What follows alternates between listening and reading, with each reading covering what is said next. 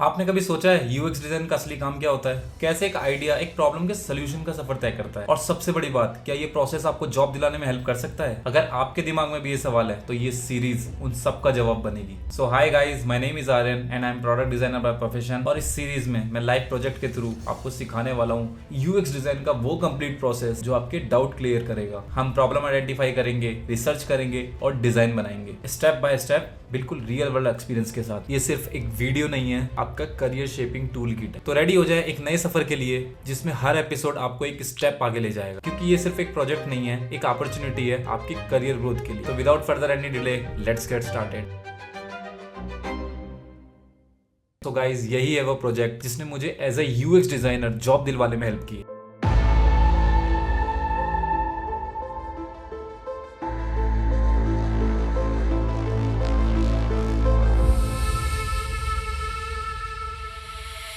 मैं इसका complete process आपको इस सीरीज के थ्रू दिखाऊंगा, जिससे आपकी हेल्प हो और आप भी एक नया प्रोजेक्ट बनाएं ताकि आपकी जॉब लगने के चांसेस और बढ़ जाएं। अगर आप इस चैनल पे नए हैं और आप ये वीडियो पहली बार देख रहे हैं तो ये सीरीज का दूसरा पार्ट है। फर्स्ट पार्ट आपको देखना बहुत जरूरी है, जिसके अंदर मैंने डिजाइन थिंकिंग के बारे में बात की है। आप डिजाइन थिंकिंग की बुक पढ़ के कैसे आप डिजाइन अपना बेटर बना सकते हैं, कैसे आप प्रॉब्लम स्टेटमेंट आइडेंटिफाई कर सकते हैं, कैसे आप एक बिजनेस मॉडल को समझ सकते हैं। तो ये आई बटन पे आप क्लिक करके इस वीडियो को जरूर देखें, क्योंकि इस वीडियो को देखने के बाद ही इस वाली वीडियो पे आए। ये वाली वीडियो बहुत ही इंपॉर्टेंट है, इससे आपके बेसिक्स क्लियर हो जाएंगे और फिर आप इस सेकंड वाली वीडियो को देखें। तो अब मैं आपको दिखाता हूँ कि मैंने कैसे प्रॉब्लम स्टेटमेंट बनाई। सो गाइस, सबसे पहले मैं आपको इसका मोटिव समझा देता हूँ। एक कंपनी है जिसका नाम मैंने एक्स म्यूजिक कंपनी रखा है, क्योंकि मैं नाम अभी ले नहीं सकता, इसलिए मैं इस म्यूजिक कंपनी का नाम एक्स म्यूजिक कंपनी रख रहा हूँ। एक्स म्यूजिक कंपनी एक म्यूजिक प्लेटफॉर्म है जिसके बारे में मैं आपको बताऊंगा। सो एक्स म्यूजिक कंपनी का मैंने क्या किया, सबसे पहले एक प्रॉब्लम स्टेटमेंट बना ली। प्रॉब्लम स्टेटमेंट आइडेंटिफाई करने के लिए आपको एक बिजनेस पर्सपेक्टिव के थ्रू माइंडसेट बनाना पड़ता है। बिजनेस से क्या होता है? बिजनेस से होता है कि सपोज आपने किसी कंपनी में जाना है, तो आप कंपनी के बेनिफिट के अकॉर्डिंग ही आप डिजाइन करोगे। ऐसा नहीं है कि भाई आपको बहुत अच्छा यूआई दिख रहा है तो आपने बहुत अच्छा यूआई डिजाइन कर दिया किसी कंपनी के लिए, जिससे कंपनी का बेनिफिट नहीं हो रहा। जब तक आप बेनिफिट के बारे में नहीं सोचोगे, जब तक आपका mindset business point of view के थ्रू मैच ही नहीं होगा, तो आपको हमेशा बिजनेस पॉइंट ऑफ व्यू के थ्रू ही सोचना है। तो इस वाले प्रॉब्लम स्टेटमेंट में मैंने क्या डाला है वो आप समझते हैं आज। तो इसमें मैंने डाला है एक्स म्यूजिक, मतलब कंपनी का कोई और नाम है बट हम एक्स म्यूजिक अभी लेके चल रहे हैं। X music wants to increase revenue by making it easier for user to subscribe and buy feature through better design. तो इसका मतलब क्या है कि जो कंपनी है वो चाहती है अपना रेवेन्यू इंक्रीज करना। रेवेन्यू इंक्रीज करने के लिए क्या ऐसा इजियर वे है, क्या ऐसा एक्सपीरियंस है जो यूजर्स को उनके सब्सक्रिप्शन बढ़ाने में हेल्प करे। तो ये अभी प्रॉब्लम स्टेटमेंट है।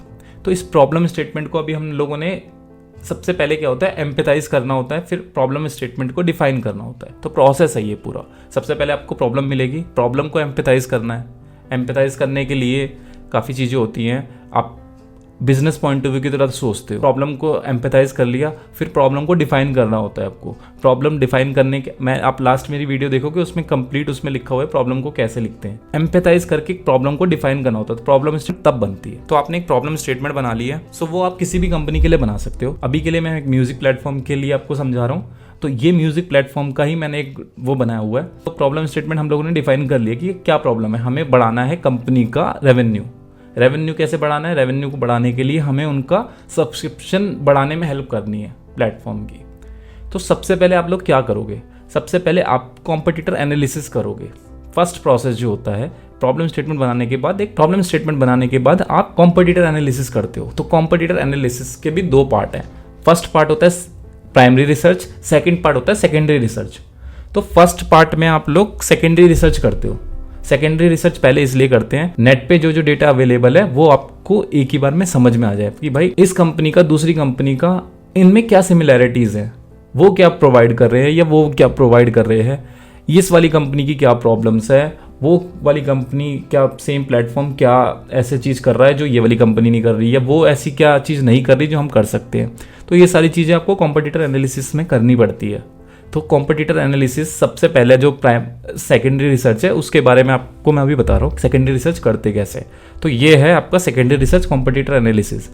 जब आप इस वाली शीट को देखोगे तो इसके अंदर मैंने सारी जैसे म्यूजिक कंपनीज हैं, स्पॉटिफाई हो गया आपका, गाना.com हो गया, जियो सिनेमा हो गया, यूट्यूब म्यूजिक हो गया, अब एक्स म्यूजिक जिसके बारे में हम लोग काम कर रहे हैं। अब ये फीचर्स, उनके फीचर्स आपको समझने हैं। जैसे अगर आप जोमेटो या किसी और प्लेटफॉर्म के बारे में पढ़ रहे हो तो जोमेटो, स्विगी या और सिमिलर कौन से प्लेटफॉर्म है, या ब्लिंकिट का करो, ब्लिंकिट हो गया, ज़ेप्टो हो गया, तो इनके भी कॉम्पिटिटिव एनालिसिस करने पड़ेंगे आपको। ऐसे ही अर्बन क्लैप की कंपनीज हैं, तो ऐसे ही आपको सारी चीज़ें इनके कॉम्पिटिटिव एनालिसिस करना पड़ेगा। तो कॉम्पिटिटिव एनालिसिस के लिए फर्स्ट आप जब एपिसोड देखोगे उसमें बिजनेस मॉडल कैसे काम करता है वो आपको समझ में आएगा। तो कॉम्पिटिटिव एनालिसिस करने के लिए आपको सेकेंडरी रिसर्च जब करोगे तो ये वाली आपको टेबल बनानी है। टेबल ना बना के भी आप और भी चीज़ें लिख सकते हो। अभी के लिए इसके फीचर डिफाइन हो रखे हैं, इसलिए मैंने जो कॉम्पिटिटिव एनालिसिस किया था, नेट पे जो जो चीज़ें अवेलेबल थी वो सारी चीज़ें मैंने देखी थी। तो आप भी ऐसी चीज़ें ढूंढ के कि भाई स्पॉटिफाई का क्या एड फ्री म्यूजिक है, हेलोटून क्या प्रोवाइड कर रहा है कि नहीं कर रहा, रिंगटोन दे रहा है वो, या अनलिमिटेड स्ट्रीमिंग उसकी एड्स के साथ हैं, डाउनलोड ऑफलाइन है कि नहीं है, सोशल फीचर है। तो ये सारी म्यूजिक के साथ जब आप एक कंपनी को कंपेयर करोगे तब आपका एक डेटा निकल के आएगा। डेटा कैसे निकलेगा? जैसे स्पॉटिफाई एड फ्री दिखाने के लिए प्रीमियम लेता है कि भाई अगर एड फ्री म्यूजिक तुम्हें सुनना है तो प्रीमियम लेना पड़ेगा। ऐसे ही एक्स म्यूजिक भी कर रहा है, ऐसे ही गाना.com भी कर रहा है, तो इन सब का सिमिलर है, तो ठीक है। ऐसे ही हेलोट्यून क्या प्रोवाइड कर रहा है? नहीं कर रहा। एक्स म्यूजिक कर रहा है, गाना.com नहीं कर रहा। जियो सावन क्या कर रहा है? हाँ भाई प्रीमियम में कर रहा है वो। और ये वाले एक्स म्यूजिक क्या कर रहा है? नॉन प्रीमियम में कर रहा है। तो ये चीज़ आपको डिफरेंस समझ में आएगा। ऐसे ही रिंगटोन किसी में नहीं है, जियो सावन कर रहा है वो 5 रुपये ले रहा है, ठीक है चलो।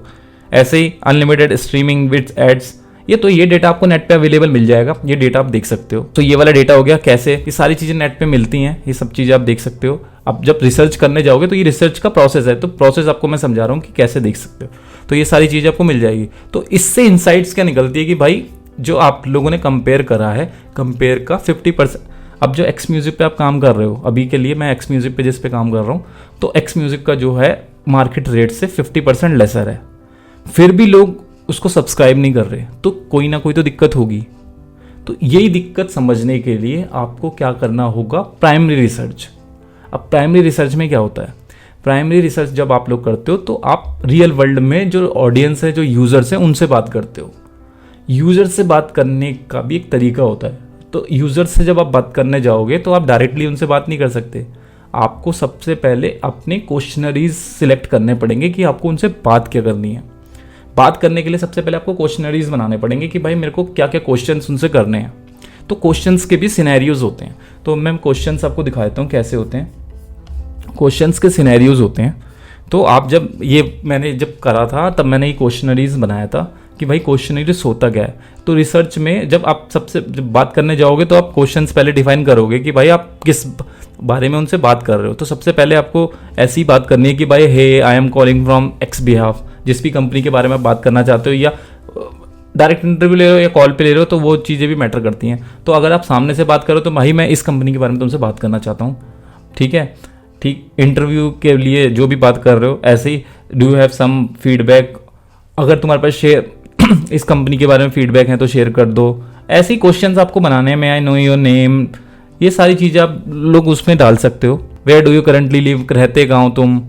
तो ये सारी डिटेल्स आपको एक फॉर्मेट बनाना पड़ता है, ताकि आप जब उनसे इंटरव्यू ले रहे होते हो तो इंटरव्यू लेते समय ये वाले क्वेश्चंस तो आप करते ही हो, बट आपको साथ के साथ उस क्वेश्चंस को रिकॉर्ड भी करना होता है, ताकि जब आप किसी बंदे से बात करते हो तो आपको सारी चीज़ें रिमाइंड नहीं रहती कि भाई उसने क्या बोला था क्या नहीं बोला था।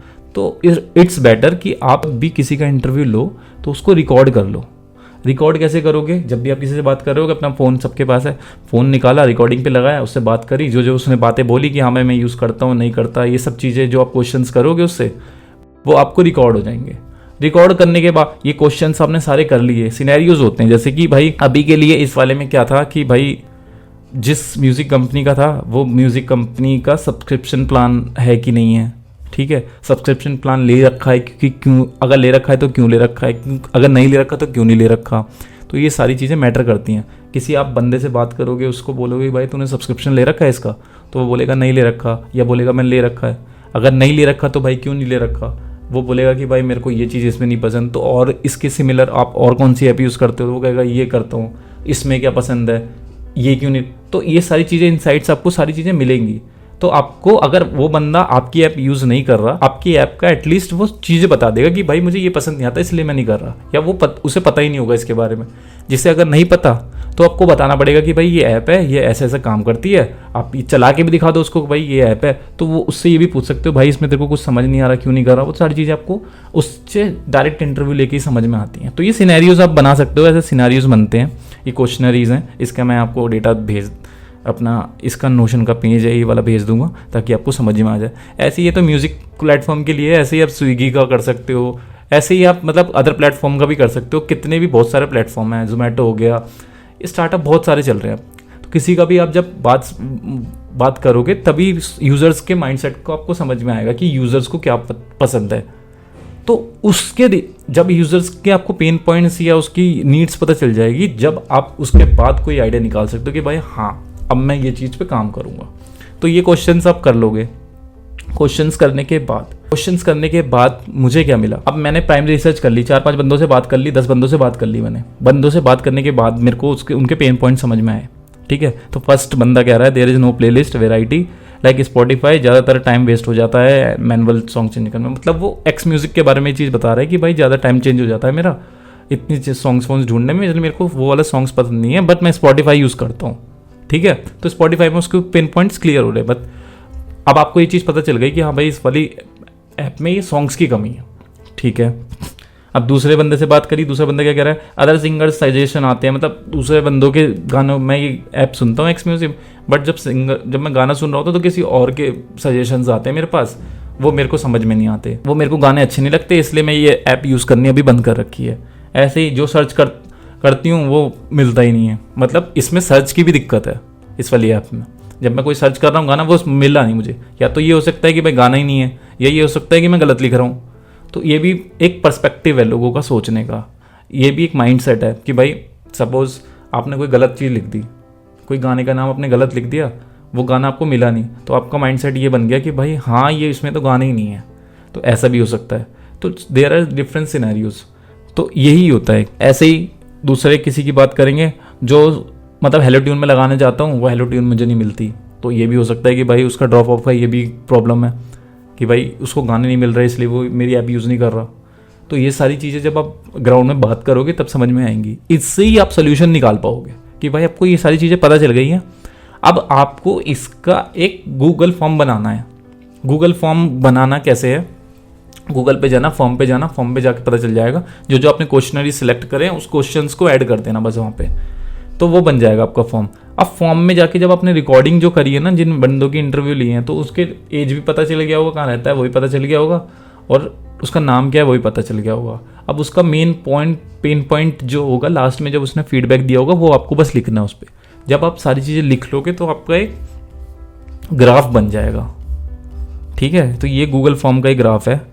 तो इसमें कितने लोग, मतलब जितने लोगों का इंटरव्यू लिया, 10 लोगों का लिया था मैंने, तो 10 लोगों का 3 बंदों की 26 थी, एक की 27 थी, एक की 28 थी। तो ये सिनेरियो जो था वो मतलब 25 से 28 के बीच में मैंने लोगों के इंटरव्यू लिए थे।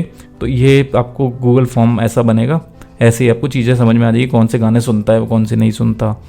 ये सारे मैंने क्वेश्चंस बनाए थे, तो ये आपको चीज़ें समझ में आ जाएगी। इसके बाद आपको जब चीज़ें समझ आ गई तो आपको एक यूज़र पर्सोना क्रिएट करना है। ठीक है, यूज़र पर्सोना कैसा होता है? यूज़र पर्सोना जिसमें अभी तक मैंने जितने भी लोगों से बातचीत करी है, लोग बाग या किसी का भी मैं वो देखता हूँ, केस स्टडी देखता हूँ, तो वो लोग अपने आप से ही मतलब ऑनलाइन चीज़ें देख के ही कुछ ना कुछ डाल के वो लोग यूज़र पर्सोना बना देते हैं कि भाई हाँ हमने तो कहीं से पढ़ा था, इसमें ये प्रॉब्लम है, हमने ये उठा के डाल दी।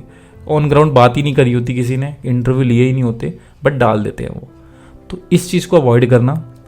जब भी आप किसी बंदे से बात करो उसी का यूज़र पर्सोना बनाना। कभी भी नेट की डिटेल उठा के कोई यूज़र पर्सोना मत बनाना, क्योंकि जब आप रिक्रूटर को वो चीज़ दिखाते हो ना कि मेरा यूज़र पर्सोना ऐसा है, तो उसको लैंग्वेज समझ में आ जाती है कि ह्यूमन लैंग्वेज क्या है और डेटा पॉइंट की लैंग्वेज क्या है। तो इस चीज़ का हमेशा ख्याल रखना, यूज़र पर्सोना बनाने का तरीका क्या है। अब इस यूज़र पर्सोना में क्या है, इसका बंदे का एक यूज़र पर्सोना बनाया कंबाइन करके मैंने सारी डिटेल्स को। ठीक है, तो इसका पहले मैं आपको वो दिखा देता हूँ। ये तो हो गया यूज़र पर्सोना। इसका जो मेन फाइल थी, वर्किंग फाइल में होगी शायद, हाँ, तो ये यूज़र पर्सोना का डिटेल्स है। ठीक है, आपकी जिन लोगों से मैंने बात करी उनकी प्रॉब्लम्स क्या थी मेन। तो प्रॉब्लम्स उनकी थी, this song he is like not available, मतलब जो बंदे को पसंद है सॉन्ग वो उस ऐप पे, एक्स म्यूजिक इस पे बात कर रहा हूँ, वो उस पर नहीं है, ठीक है। Too many ads. अब कोई बंदा कह रहा है कि भाई मेरे को बहुत सारी एड्स दिखती है इसलिए मैं ये प्लेटफॉर्म यूज़ नहीं करता, एक प्रॉब्लम ये हो गई है, ठीक है। हेलो ट्यून्स अवेलेबल नहीं है, किसी बंदे ने बोला, तो हेलो ट्यून्स भी अवेलेबल नहीं है, ठीक है भाई, ये भी प्रॉब्लम है एक। जो वो बंदा सॉन्ग्स ढूंढने की कोशिश करता है उसको मिलता नहीं है, ठीक है, ये भी एक प्रॉब्लम है। तो और क्या है, the song suggestions are not good, मतलब जो गाने उसके बज रहे हैं वो भी पसंद नहीं आ रहे उसको, ठीक है, एक ये भी प्रॉब्लम हो गई। लो ऑडियो क्वालिटी, ये भी एक प्रॉब्लम है कि भाई हाँ ट्रैवल करते समय उसको लो क्वालिटी दिख रहा होगा, या कभी कभी उसका इंटरनेट नहीं चल रहा होगा तो भी लो क्वालिटी हो सकता है, ठीक है, ये भी प्रॉब्लम है। अब प्रॉब्लम को नीड्स और वांट्स में आपको डिवाइड करना है। अब नीड्स और वांट्स में फ़र्क क्या है? नीड्स लाइक सपोज करो आप खाना खाते हो कोई, ठीक है, जब आप खाना खाते हो तो आपका अभी जब खाने की ज़रूरत क्या है, आपका पेट भरने की ज़रूरत है अभी, ठीक है, तो अभी मेरे को खाना खाना ज़रूरी है। अब वांट्स क्या हो गई कि भाई खाना तो मेरे को मिल गया, अभी मैं कुछ और अच्छी चीज़ भी खा लेता हूँ।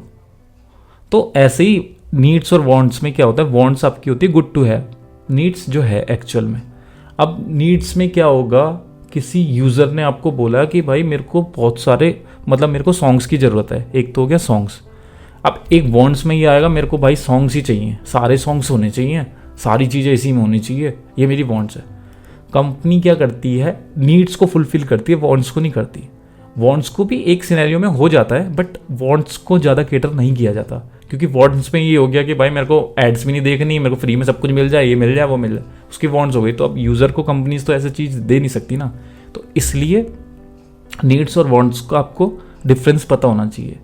तो नीड्स में क्या क्या है, जब भी आप प्रॉब्लम सॉल्व करो तो नीड्स की करना, वांट्स की अगर करना भी चाहो तो ज़्यादा लोग केटर करते नहीं हैं इन सब चीज़ों को, इसलिए नीड्स पे ज़्यादा फोकस करना। तो नीड्स क्या है, ही नीड्स मोर सॉन्ग, मतलब सॉन्ग्स होने चाहिए, एक प्रॉब्लम है।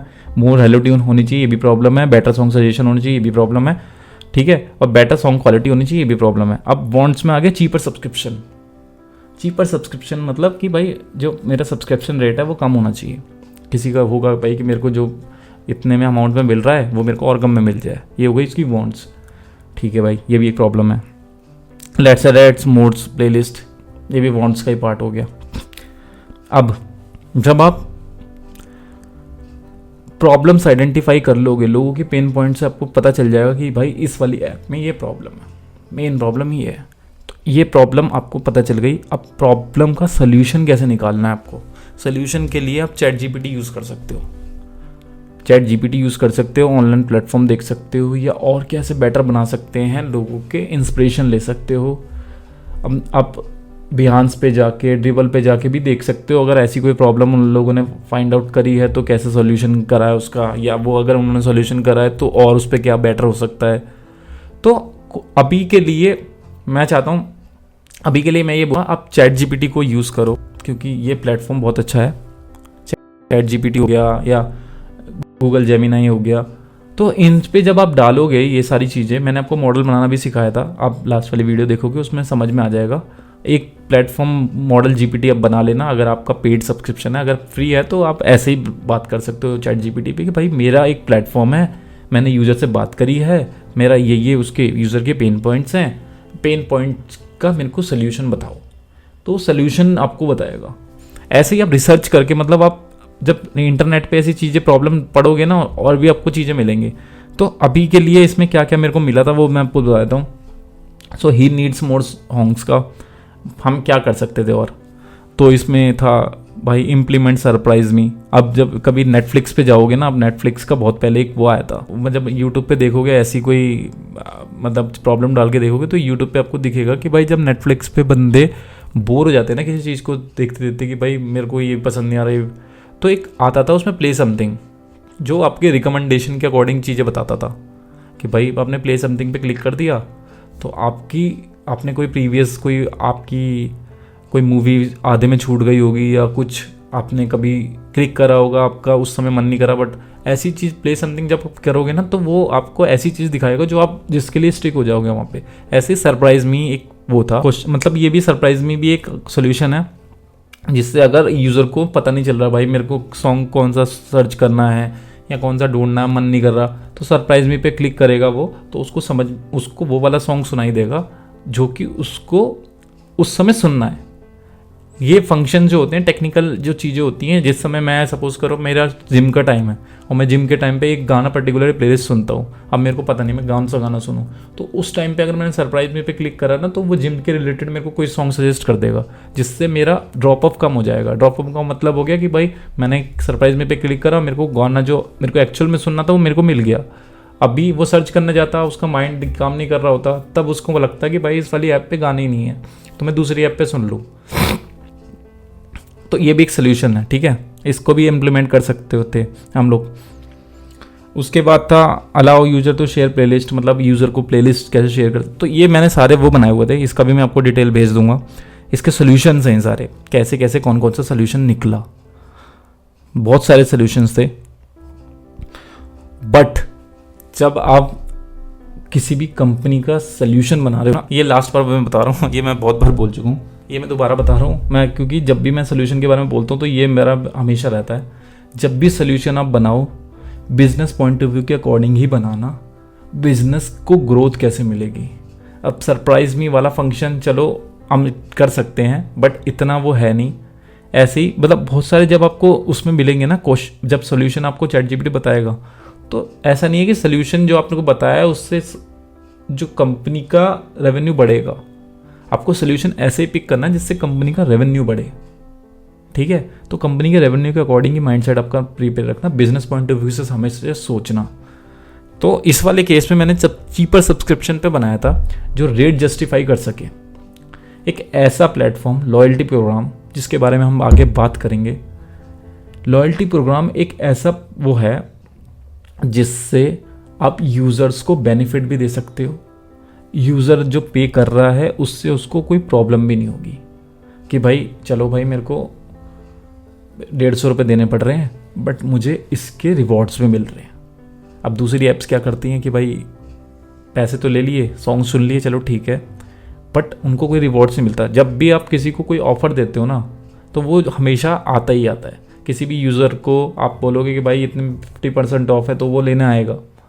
तो ऐसे ही लॉयल्टी प्रोग्राम एक ऐसी चीज़ है जिससे आप यूज़र्स को हर चीज़ सुनने के, या वो सॉन्ग सुन रहा है, कुछ भी सुन रहा है, उसके आप उनको बेनिफिट दे सकते हो। कुछ भी बेनिफिट में कुछ भी हो सकता है, जैसे कॉन्सर्ट की टिकट हो गई, या आपने उसको कुछ टाइम के लिए ऐड फ्री कर दिया, या कुछ टाइम के लिए आपने उसको प्रीमियम ऑफर कर दिया।